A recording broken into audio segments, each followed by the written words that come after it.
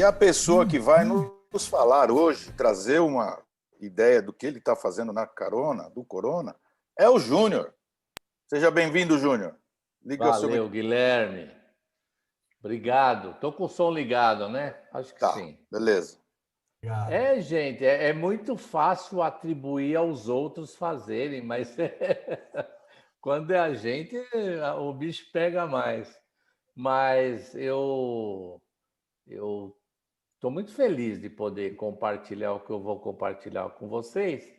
Primeiro, que é bem íntimo, é bem pessoal, porque esse período da pandemia ele foi bastante difícil para mim. No seguinte sentido, e tem a ver com um pouquinho de toda a minha vida, que eu vou ser bem rápido.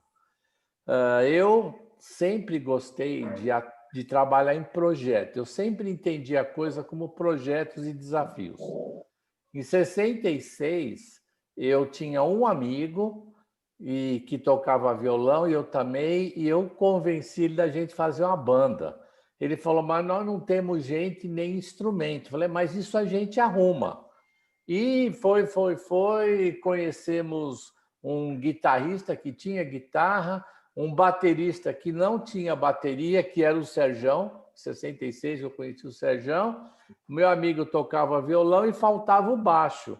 Quem vai tocar o baixo? Assim, eu vou. Mas você não toca, mas eu aprendo. Mas você não tem baixo, mas eu vou fazer. Então eu fiz o baixo, aprendi a tocar e os The Marshmallows estrearam em 66 como um projeto que foi para... O problema de ser bom ou ruim é questionável, mas existiu, foi para a rua. Aí eu me lembro que o grupo de Alva Aclimação foi um projeto de oração e do coração do Davi. E ele vendeu esse projeto como um projeto. Vamos fazer, e aconteceu tudo o que tinha que acontecer. E eu gosto de estar participando de projetos. Eu acho que com esforço vai, eu gosto de estar, eu sempre gostei de estar envolvido nisso, de realizar coisas. Depois, vocês sabem, ainda que não em detalhes, eu trabalhei na Caixa Econômica Federal por 35 anos.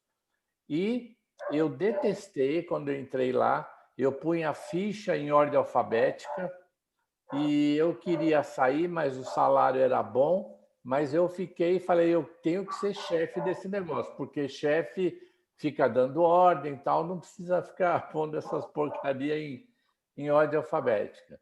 E me sujeitei a ir para o interior, a fazer eu me inscrevi em todos os programas, em tudo que tinha para fazer carreira, para subir, para virar gerente. Aí eu virei, isso era um projeto para mim. Agora eu quero virar gerente, agora eu quero ir para uma agência maior, agora eu quero, enfim, eu fiz a carreira toda e eu sou muito grato a Deus pelas experiências que eu tive dentro da Caixa e pelos preconceitos e tabus que eu derrubei. Por exemplo, por causa da minha posição, eu convivi com grandes empresários. Eu diria para vocês que dos 10 maiores empresários do Brasil, eu tinha o celular de 3. Convivi com pequenos empresários, com gente querendo empreender, tal. Convivi com todo tipo de construtora de habitação residencial, convivi com todo tipo de movimento sem terra, convivi com tudo. Eu negociei sequestro de gerente de agência, 4 sequestros, um com uma funcionária com bombas amarrada no corpo. Enfim, foi uma ducha assim, de experiências extremamente fortes, aonde eu sempre senti Deus carregando a minha mão e aonde eu descobri muita gente que me decepcionou e eu não esperava isso, e muita gente que foi espetacular. Então, hoje, Eu não participo de nenhuma opinião generalista.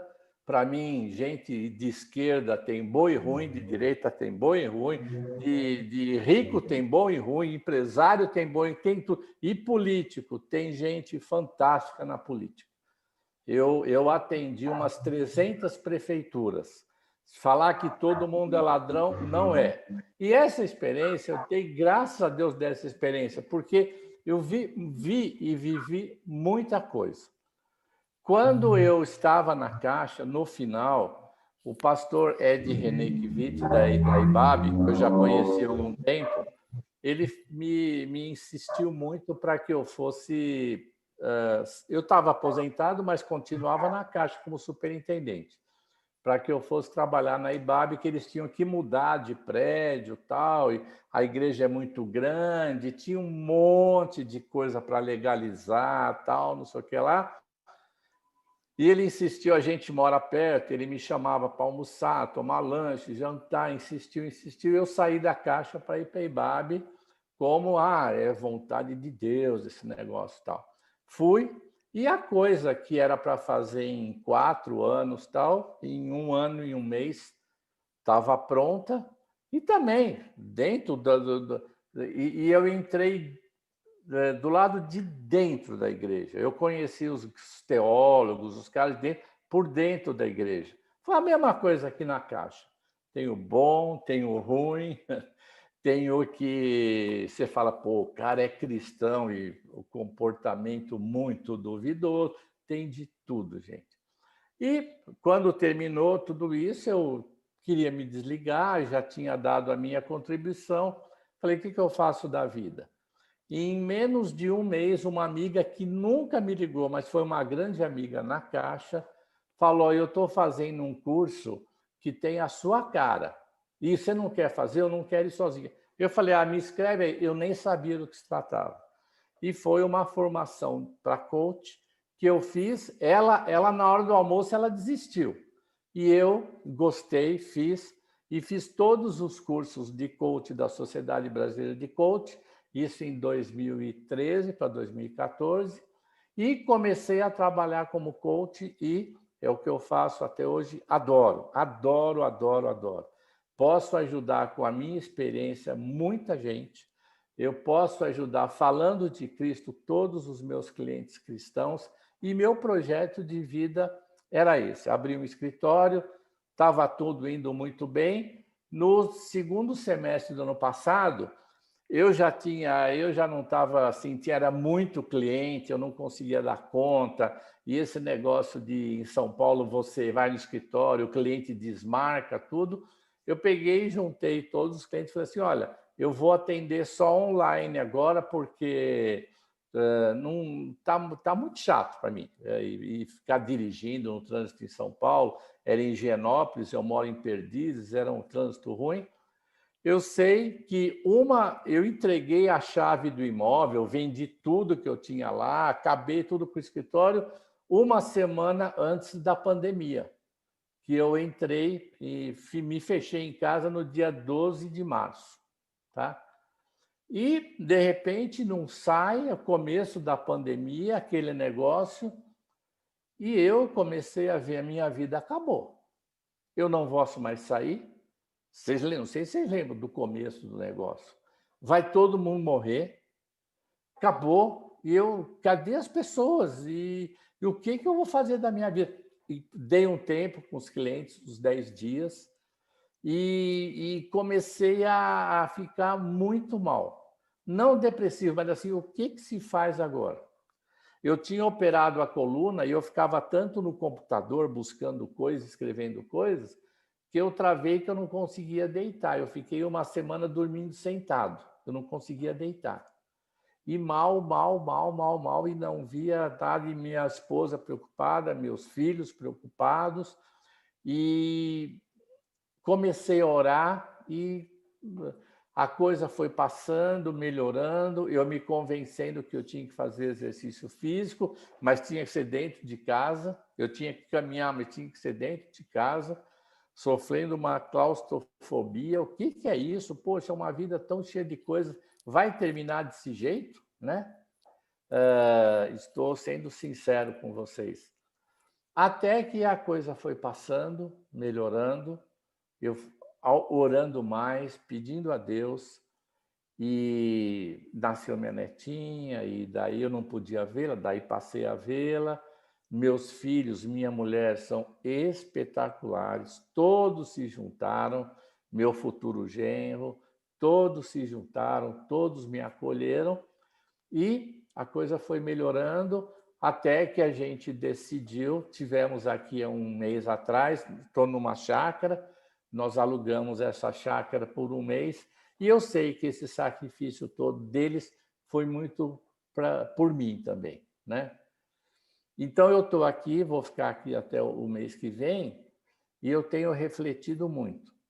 E o que eu tenho para falar do Carona na Corona é o Salmo 84, que o pardal encontrou ninho e andorinha, casa e andorinha, ninho para si. Eu posso falar hoje que eu encontrei meu ninho. E sabe qual que é o meu ninho? É a simplicidade. Eu fiz um monte de coisa, um monte de projeto, coisa que eu me orgulho, coisa que eu não me orgulho, um monte de coisa certa, um monte de coisa errada. Mas o meu ninho hoje são meus filhos, é minha mulher, alguns amigos, a música, o estar com essas pessoas e, principalmente, estar na presença de Deus. E, principalmente, estar simplesmente sentado no ninho que Deus fez para mim na minha vida. E se isso for durar muito tempo, se isso durar pouco tempo, o que vier a acontecer, eu estou no meu ninho, eu me sinto bem, porque eu me sinto acolhido por Deus. E eu queria te perguntar, você já encontrou seu ninho? Você já encontrou sua casa, né? Eu adoro isso, gente. Eu sou músico, poeta. O pardal é uma ave bem... um pardal não é nada, mas ele encontrou casa. A andorinha encontrou ninho. É tão bonito um pássaro fazendo o seu ninho. É ali que ele vai morar. E faz em lugares tão inesperados, né? Então, a minha experiência nessa época de corona foi de muito sofrimento, inclusive sofrimento físico, da idade, de ter dor, de tudo isso. Hoje eu estou fazendo exercício, eu perdi peso, eu estou desenhando projetos, mas principalmente eu encontrei meu ninho. Amém, gente. Era isso, Gui. Obrigado.